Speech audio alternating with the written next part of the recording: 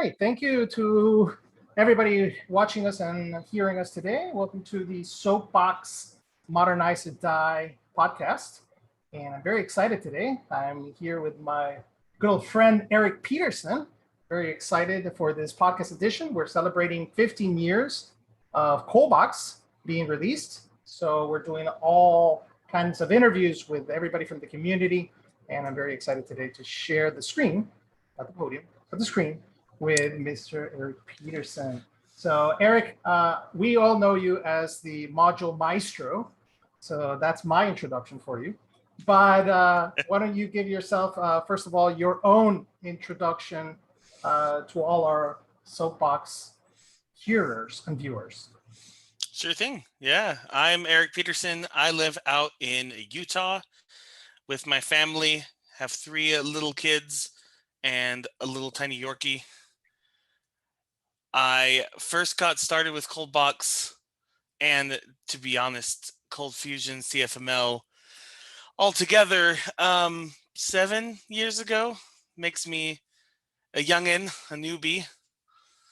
And ColdBox drew me because of the modules, which is now where I got my nickname. But just I needed that reusable piece that I noticed we had managed 5-6 applications at my job, and there was no easy way to share the code besides like copy and pasting things or trying to do some Git submodule magic that was just painful. And yeah, that's why ColdBox really appealed to us. Is ColdBox 5 had all the stuff with modules, and it was exactly what we wanted. So we took the dive, and then I needed more, so I came and worked for Ortis. Very cool, very cool. And obviously, you are one of the hosts for our other podcast, which is the CFML News Edition. So you're used to being in the spotlight, and you're doing a fantastic job with Gavin and Brad. And sometimes you guys allow me to be on the show, which is fun. But that's really fantastic, right? So maybe we can start off a little bit and start a discussion since you mentioned ColdBox.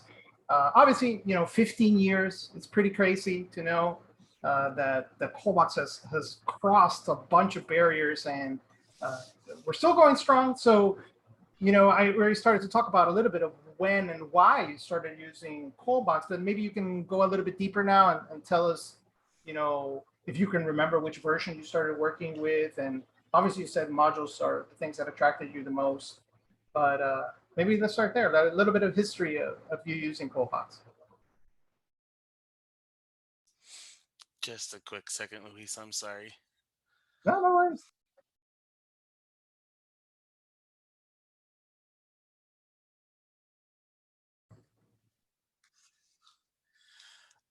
So the first version of ColdBox was 4 modules. Yes, actually. Then ColdBox 4. So I just remember modules had just come out. Command Box was version 1. That's when I started with the ColdBox world. So I skipped the growing pains and the awkward teenage years, right? You came only for the good stuff. I guess technically, if it's 15, we're in the awkward teenage years, but it's a good teenage years. Awesome. Well, obviously, you're working now day in and day out with ColdBox, and I think the cool thing is that you do have a lot of experience, working with other languages, right? And you kind of can compare and contrast things. So one of the questions that I was asking all of the folks was, how has ColdBox helped you as a developer? One neat thing with ColdBox was seeing a fully featured modern framework in ColdFusion. Our shop was a ColdFusion shop, and that was the language we worked in every day. But most of my experience when I would be, browsing on Twitter or somewhere in GitHub was other languages, and I always wondered, how does this translate? And I can still remember the first time I tried to source dive in ColdBox, dug into that ColdBox folder and was like, how in the world do all these files fit together? And kind of just got the first piece of a modern framework and how that could work. It helped inspire a lot of modules that way and kind of kickstarted some of my creativity that way. Okay. Um, and obviously you've been around, and there's even some features that you've now kind of contributed to the core framework. But in your opinion, what do you like the most out of it? What are some of the features or some of the things that you like most about ColdBox? Ooh, so I'm tempted to just cop out and say modules, but I'm going to go and be a little more creative and go for interceptors. Very cool. And I say creative because my favorite modules are ones that have automatic interceptors. I made a cores module because anybody who's had to deal with cores, the cross origin resource sharing, knows that it sucks your soul, just like the mentor. And the cores module automatically registers an interceptor, listens for these events, and just handles it for you. You can just install it and it goes. And that wouldn't be possible in a different framework that didn't have all those events that I could listen to and respond to. So I love that about ColdBox.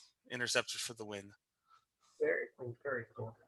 Um, like I said, 15 years, pretty crazy to still say that, but we're still heading strong, and obviously you are part of the inner circle, like I told Grant at one point. But what are you looking forward to? And I know that ColdFusion has been around for more than 25 years now, so we're in a very mature language space, and obviously not perfect. Every language right now, I would say, is getting into that issues, right? We see it with Ruby, right? We see it with PHP and with Java, of course. But what are you looking forward to, not only about ColdFusion, but about ColdBox? I've been really excited and inspired by some of the async stuff that's been coming into ColdBox specifically. Utilizing the power that Java gives us underneath and getting all this async programming, kind of breaking the single threadedness, if you will, that a lot of ColdFusion runs into, but also Node, like all the languages that seem to be popular right now. I think there's a lot to learn there. There's going to be quite a few mistakes as well, but it also unlocks a lot of performance that I'm excited to see and bring to clients. Very cool. What, in your opinion, is something or many things that ColdBox has brought to ColdFusion, in your opinion? What do you advise other ColdFusion developers in that sense, so that a framework with this longevity can bring to their development? I think the two things that come to mind are giving a structure to code. The MVC framework, or even the HMVC that ColdBox espouses, gives a way to talk about code with other developers working on completely different applications. I can't tell you how nice it is that I have a router file that I can go in and see exactly what I can do in an application, or the route visualizer, even. But someplace I can go and see this is everything I can go to, and as opposed to guessing which files I can navigate to. And then I think that ties into the sharing of code as well, right? We talk about modules, and I love the fact that I can use these in all my projects. There's some that I install every project. I'm always installing CB validation. Always have to validate something, very often installing CB security and getting login and things like that. And so it's just nice not to have to really think about that every time. And I think Sure. that's a huge thing that ColdBox gives. Very cool. Very cool. Um, Obviously, reuse an MVC framework day in and day out, but not a lot of people still, if you see from the State of the Union results, are using MVC. It's pretty crazy still that not many people have adopted such a. I think it's the most common design pattern on Earth at this point, right? MVC. So how would you express this to developers that have not used the framework with a blatant question, which is why should people use ColdBox in 2021 and beyond? I think if you were to talk to somebody, anybody who's maintaining an application that's been going for a while, not an MVC application, they'll admit to you that there's things that only one member of the team like knows where it is or which file is actually the one called. They'll show you their, couple thousand lines CFM file that does 8 different actions, and they'll show you their empty folder of tests. And I think all those are places that you can point to ColdBox. The conventions that it gives you are really they're restrictive, and that frees you, if that makes sense. They give you, here's the rules that we suggest you follow. The framework will either enforce or highly push you towards these. And while it may seem like, oh, I don't know how to do anything, I don't know where to put these files, why do I need to separate these? Then you start running into the cases where, oh, now I can reuse this portion of the application, or only this handler needs to change, and I didn't have to go change all of this other code. I have one place to update this variable. It kind of pushes you into better habits. Well, obviously, we've discussed a lot about ColdBox, obviously this being the anniversary edition. But why don't we switch gears a little bit and talk, more broadly about you, development, and software, right? So what I usually call is like, how do we get into your mind and to your heart, right? So maybe a little bit of background here, we go backpedaling to your infancy. How did you get started in programming? What attracted you to programming? What is the major event that you said, oh my gosh, I want to be a developer? Oh man, how far back do we want to go? Oh, I took up to my you. first programming class in middle school, and I think all we did was, print things out to the system console. It was a C++ class. And did a little bit with Java. But to be honest, I actually did not want to be a developer. I thought Ah, that I would not like to sit and code all day. And so my degree in school was information systems, what kind of a mix of IT and business.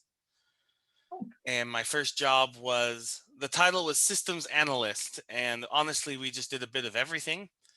And our first task was, we have an old application that runs in Access 97, and this was in 2013.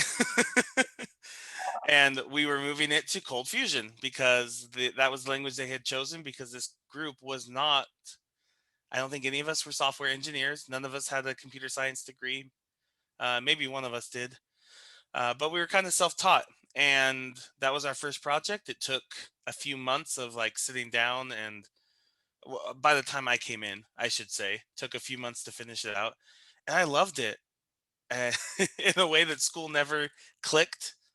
Like, I look back at those programming classes I took in high school and college too, and man, they kind of killed my enthusiasm for the whole thing.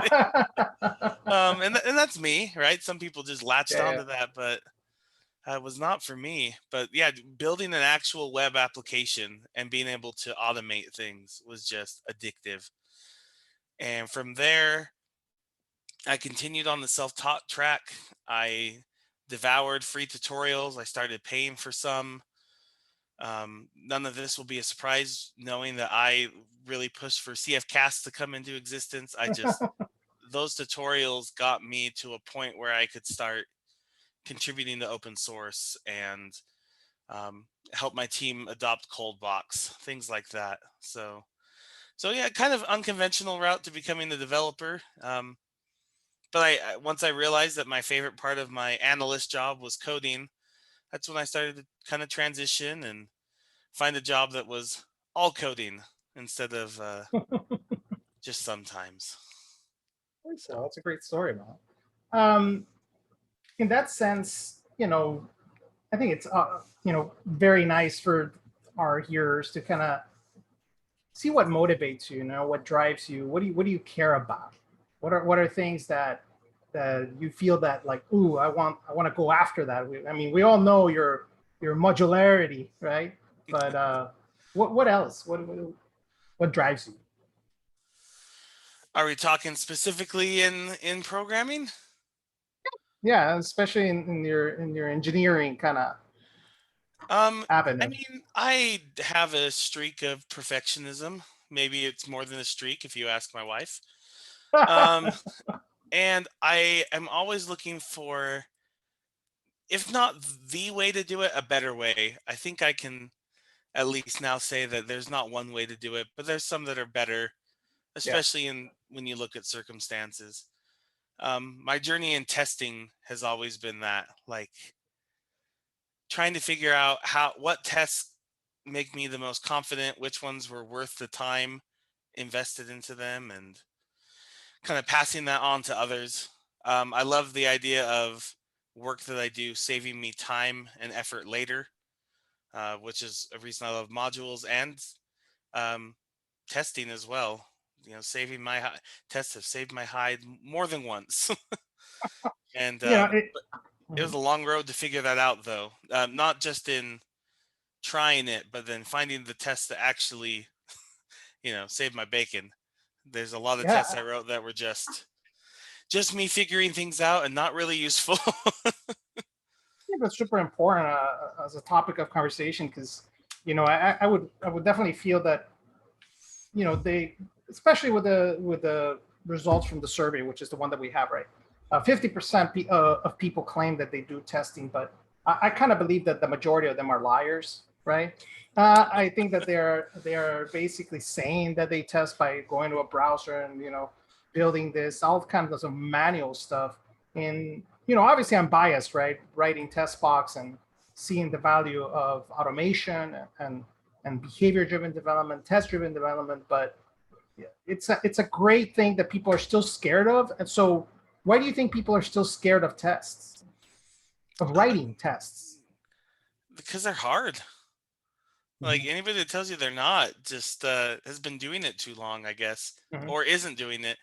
Um, there's often times that I spend more time figuring out how to write the test than the actual feature.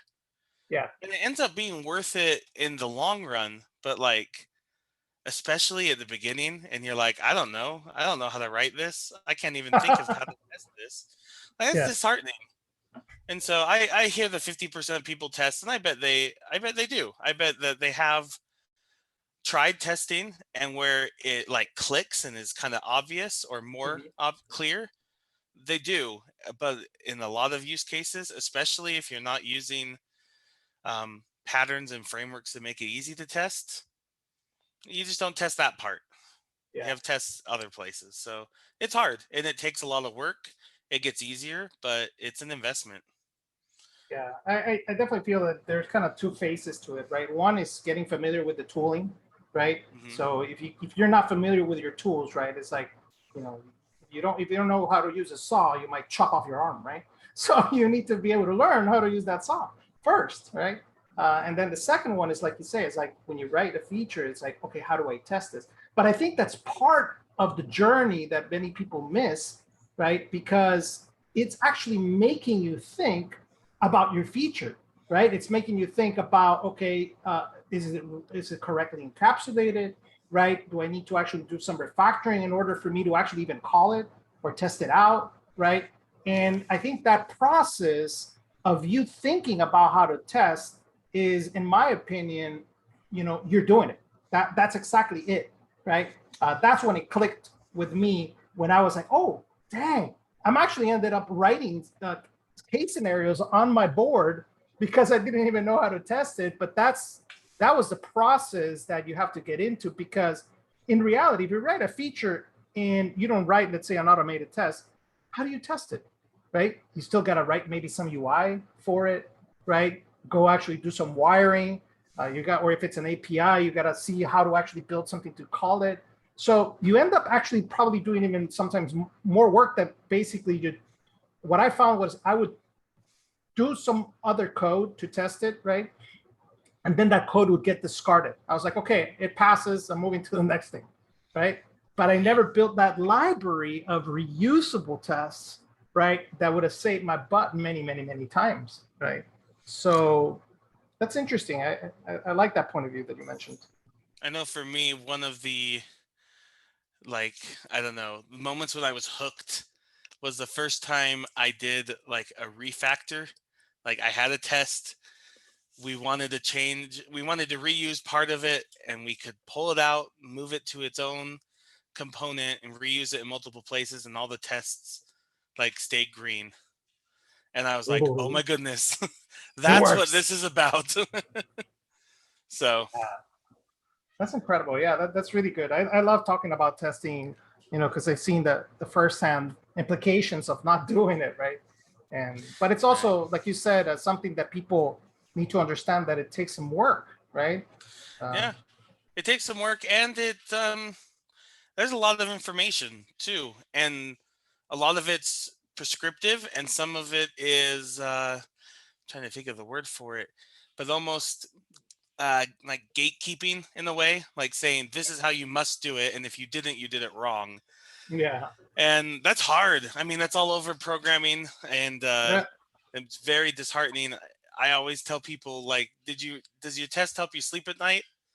Then you did it right. Like, yeah. do you feel more confident that your website's running right? Then you did it. Who cares if you did it the quote unquote right way? Like, you can always refine your way. Yeah, I totally agree with that. I think that was a big when I remember when I started doing tests with MX Unit at the time and Java Unit. I remember that it was so strict. It was like you have to test every single function known to man. And I was like, damn, at the beginning, I was like all kind of, Chuck Norris in it. And I was like chopping things left and right, right? But then you get to a point where you're like, oh my God, this is so tedious, so repetitive. Your gas tank just goes out the window. And then you would get into this zone where I was calling it the test paralysis mode, right? You're just paralyzed. And then you're like, oh my God, I don't even want to do this anymore, right? Right. So I agree with you. I think it has to feel right with you. And that's why in TestBox, we created that DSL, right? That human language approach to it, because that attracts, because everybody thinks differently, right? And you don't have to think about units anymore. You can basically just think about, okay, what do I, as a story or as a feature or as a very technical geeky spec, right? You Yeah. have that capability that everybody can just grab what they need. And like you said, if it works and it makes you sleep at night nicely, then you've done your job. And to bring it back to ColdBox, for anybody who hasn't had the privilege of using the ColdBox integration specs, I'm in love with those. Those are most of my tests, because it's the level that you think about your application. You're like, does this, when I visit this page and send data to it, does it work? It's, there's a time and place to jump down to a small unit. But most of the time I just care, does the whole thing work? If I visit this in a web browser, does it work or does it break? And ColdBox makes that not, I mean, it makes it possible. I can't even think of how to test that in a non ColdBox application. So it's a joy that way. Nice content. Awesome. Something I wanted to ask you that I think a lot of developers might be interested in is obviously you do a lot for open source, being obviously a part of Orchos, but even before Orchos, you were doing some open source work. Um, I think it's also great to think about the next generations, the next leaders that are going to show up. What would be your advice to these young developers to get into open source collaboration? Um, well, I can think back to my experience, and it may be a good advice, or it may just be an interesting story. Um, a lot of my early open source was actually like kind of my learning time, where I would maybe instead of watching some screencast, I'd wonder, how does this work? And I'd start to look through the code, or I'd see a ticket and think that seems possible for me to figure out. So let's go try to do it. As I got better at that, and as our team started to use more open source tools, that just became part of the development where we'd like to do this feature and we could write it all ourselves, or we could go do a pull request to this module that already exists. That's almost what we need. Good news is if they don't accept that pull request, you have a fork that works. Like there's just, it's better for us as well as the community to just contribute back rather than build our own thing. And then it's just part of your team's development, you know? So Very cool. that's what happened at that point. And that's kind of how most open source for me still happens is a client needs something and yeah, let's make a module or let's augment this or here's a ColdBox pull request kind of thing. And having the mindset that if you decide to use one of these tools, you decide to use ColdBox as your framework, it's your framework too. Like thinking it's Right. just Ordis's to run, like I mean, you probably should be paying for support then, because like there's going to come a time that you need to tweak it, that you need to understand what's going on, and you can either put in those resources as developer resources, or you can put in those monetary resources for support. But one way or the other, like you need something there, and so we chose to put in our developer hours, and I think that really pays off for your developer team. So. I think that's really important for developers to know. I think that for any open source project, it's basically making it your own. I think that for that, you can pay support, but if you really are using a specific library, let's say Lucy, right? Lucy, we hack on the core all the time, right? We have all kinds of extensions that can extend the language itself and all this. And we do it mostly because we want to be empowered, right? Like you said, and it's Mhm. it's ours, right? So that's fantastic. That's really good. Um, Obviously, with so many things going on in development, right? So many languages nowadays, so many technologies. How do you personally stay modern, right? Not only with ColdFusion and CFML, right? But like software development in general. How do you stay modern? I love Twitter myself, and I follow a vast array of developers in many different languages, and seeing what they create or what they find is kind of what inspires me. Some of it we use directly, like the inertia and CB inertia that I love so much was found from somebody that made it for their PHP projects.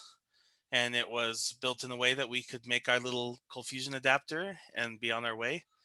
And then others, it's just it's interesting, or I can think, how would I make that work in ColdFusion, kind of thing. So I have a fun time thinking about how would I bring library X over to CFML and ColdBox.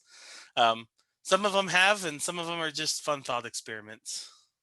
I do definitely. I laugh about it because I remember when I created the first kind of edition of modules and stuff, I was like, okay, I'm gonna go to PHP and I want to see what modules they have or what libraries they have, and I want to see what I can convert into ColdFusion today. And I would just spend hours, learning from other languages and building them in ColdFusion, and it taught me a lot, right? And at the Yeah, end of the day, that contributed to our own ecosystem, right, as well. So very yeah. cool. I actually have a story around that, kind of an aside, but I had a moment on that first software development team where this is pre ColdBox, by the way, where we didn't have a framework. ColdFusion, it was clear to me the way we were using it wasn't encouraging best practices. We didn't have many tests, if any. And naively, I thought, well, we better jump ship. We better change languages. You know, ColdFusion isn't the right choice here, and that wasn't really going to happen for this team. Like there was no reason. It worked fine.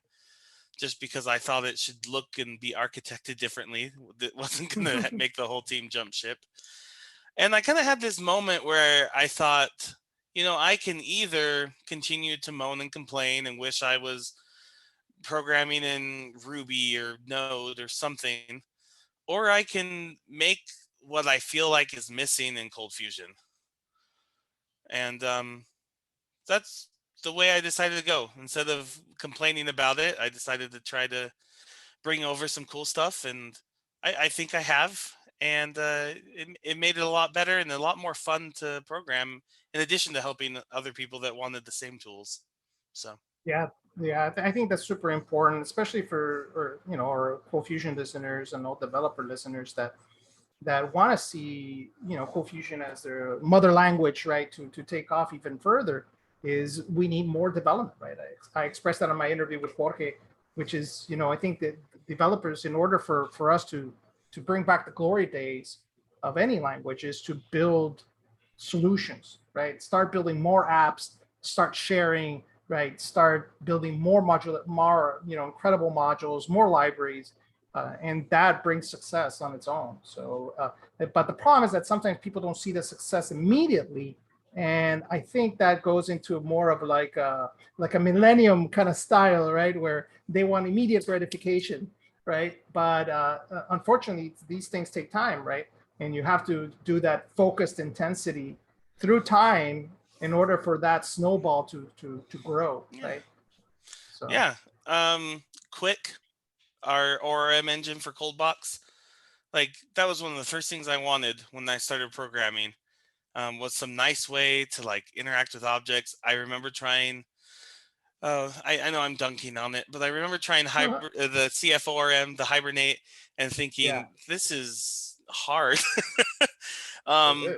and Quick took, I don't know, however long I've been programming, because I needed to build the building blocks. QB needed Yeah, to exist, and for QB, other things needed to exist. And it takes time. But yeah, along the way, it was also helpful. There's a ton of people who aren't going to use Quick that love QB, and there's people who are using some of the underlying modules in QB that have helped make that. And so it can take time, but every step along the way makes things better. very good. This is more of a hard question, I would say. Oh, Um, what technologies or trends do you foresee for the future? What would you invest in? What are you going to bank your dollar for the coming years? um, huh. I'm gonna give you two answers because the first one that comes to mind is anything to do with AI. I don't see. I see that getting bigger. I see that growing. I see that becoming more into more areas that it's not. I also don't have a ton of interest myself, which is why I'm going to give you a second answer, which is just the web. Like the web has stuck around, even though sometimes it's not the fastest or the most pretty, but it sticks around because it can be everywhere and anyone can do it. Yeah, Like there's no gatekeepers. There's more than two mobile OS platforms, like and so I wouldn't bet against the web. Websites are going to continue to both grow and applications become more powerful and complex. Like I look at things like Figma, the artboard layout program, kind of like the Sketch, but it's all online. Like it's in your browser and it's just as fast as anything that I've used natively. And I see more things like that happening. You see things like Slack that's everywhere. That's a web app. The web is going to continue to be a huge part of things. So that's what I'd say. okay. Let's see if it happens. Um, this is another tough question, uh, and we've talked a little bit about it and some of the things that we feel could improve. But what would be the Eric's master plan to make CFML and ColdFusion just the best in the world? I have my cheeky answer. I don't know if that's my real answer, and that would be to get everybody to use ColdBox and Quick. I don't know if that's my real answer. So to make CFML, what was it again? The best in the world. And how do we Best make in it the world. or grow? Let's make it easier. How do we grow the community? How do we grow this ColdFusion community? So we want more new Um, blood, more new developers, fresh developers, young developers? How do we onboard them? So again, I have to point out my bias, but I think investing in a variety of training methods, like things like CF casts. When I got started with development, my website of choice was Laracasts. Laravel framework, PHP, never built a thing in it. But I learned so much from those videos and could take them over to CFML. Not everybody has the experience to kind of translate like that. And so I love seeing us put forward modern videos, bite-sized videos that people can go view and learn these concepts. A bunch of free ones in addition to paid ones. Like, I think that's very important. ColdBox attracted us at first in my old company for the docs. And I think CFcast is the, it's the video version of the docs. And in many cases, I learn better watching somebody else's video than reading. And they cross-reference each other. And I just think that's going to help us to grow ColdFusion and ColdBox the most. I'm writing that down.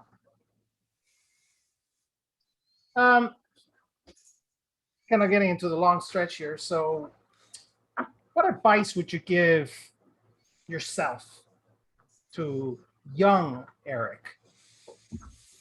Oh, there's part of me that wishes I had done a computer science degree. There's still times when I look back and I think I just don't know I don't know much of the fundamentals, right? I can build a good website, but if you wanted to get me to do anything like low level, like, I don't know, I look at all the people programming in like Rust and think, yeah, I can't do that. I don't understand half the things that I don't deal with memory. Isn't that the job of the computer? And so part of me wants that, but also like my path, I'm grateful for my path. I'm not answering this question well. This is like in the job interviews where they say, what's your biggest weakness? Yeah. Because I really am glad with the path I took.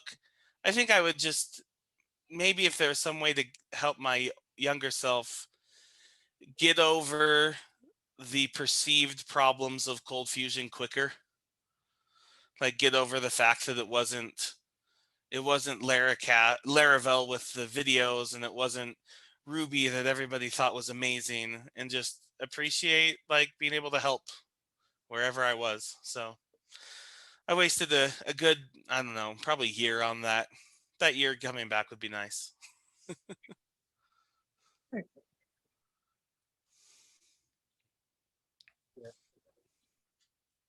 Before we get into our lightning questions, which is kind of like a fast and fun round, last question for you. What would you love to see in the language, in ColdFusion itself? CFML. Ooh, and we're talking geeky stuff, right? We're not talking, marketing, right? Or this or that. It's kind of a weird one. I'm jealous of Adobe ColdFusion's WebSocket support because most of our clients use Lucy. I want WebSocket so bad. I remember seeing Giancarlo Gomez's talk at, I think it was an Into the Box. Yeah. I mean, like, that UI is so fun and active, but I never use Adobe ColdFusion. So I would love some sort of cross-platform WebSockets. So there you go. Pipe dream. I can do pipe dreams.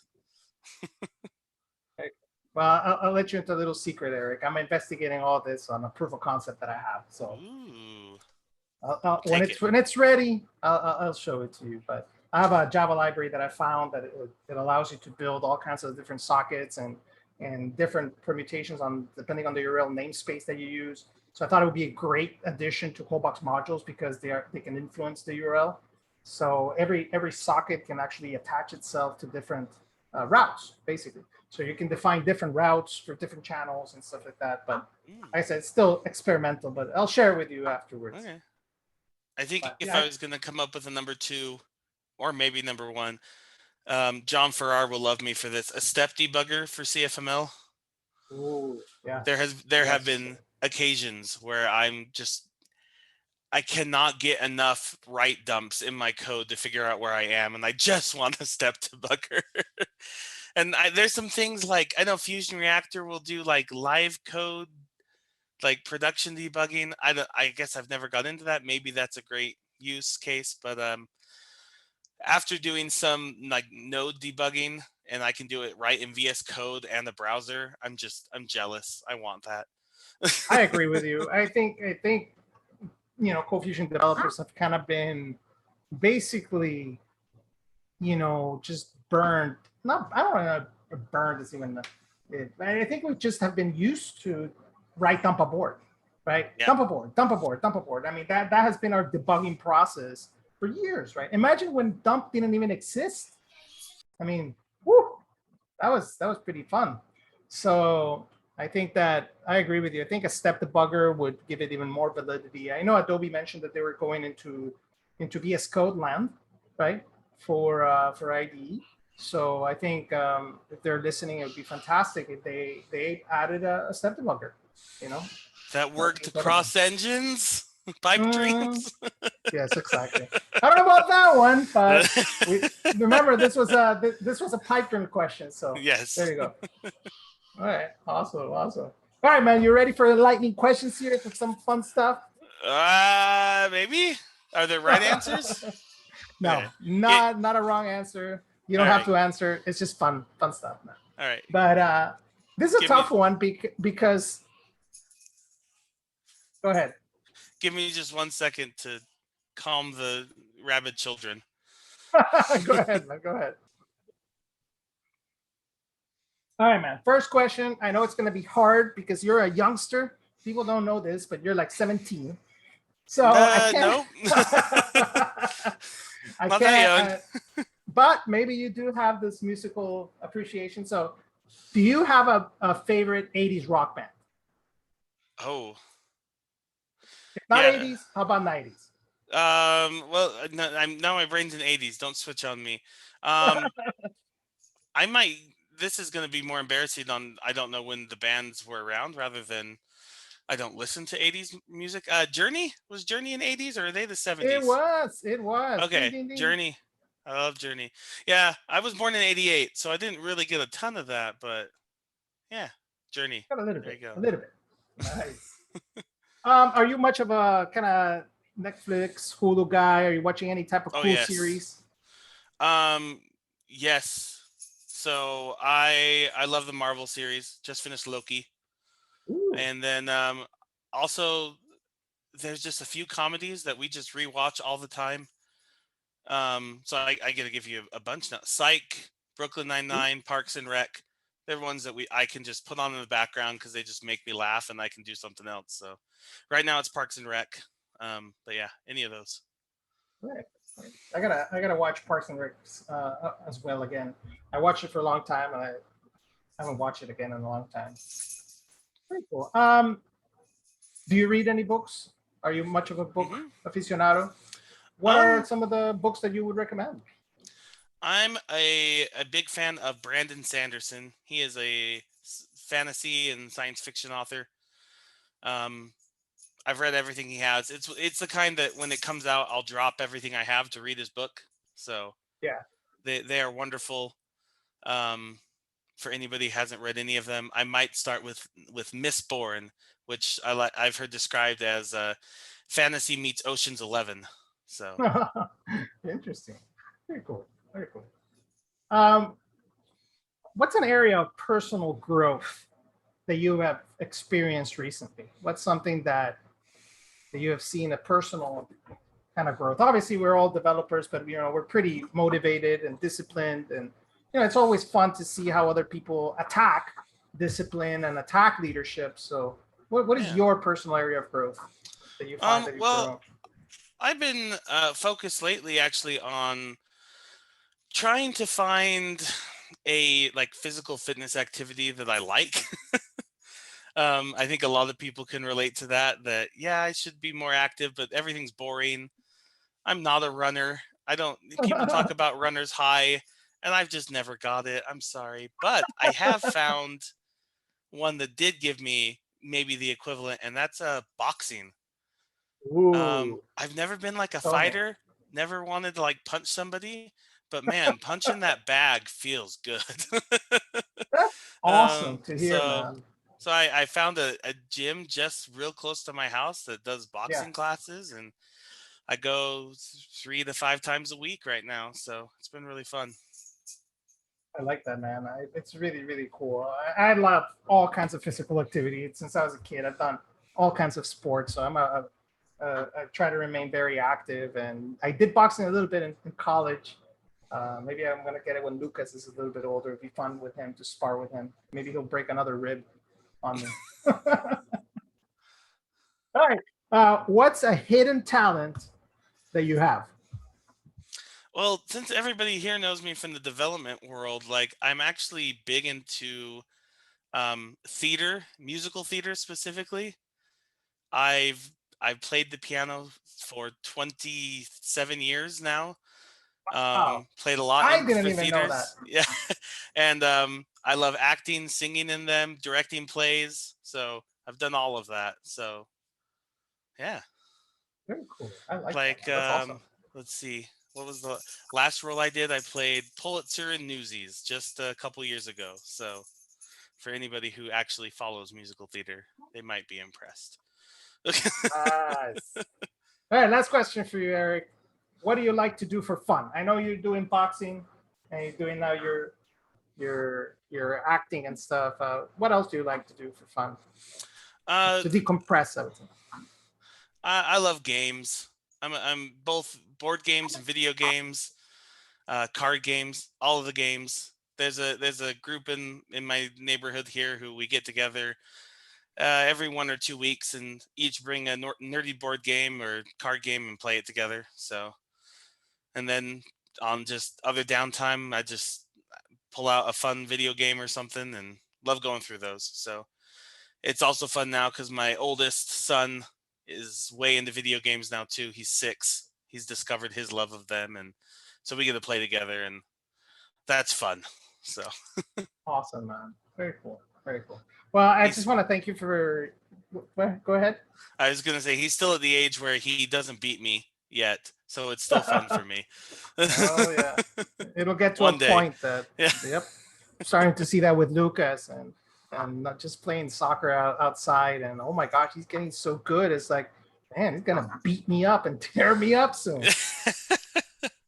I already had one injury with him, man. I already like I know. but I know man, my hamstring, man. I messed up my hamstring running sprints with him. So I was like, oh man, it started. It started. I gotta get more in shape.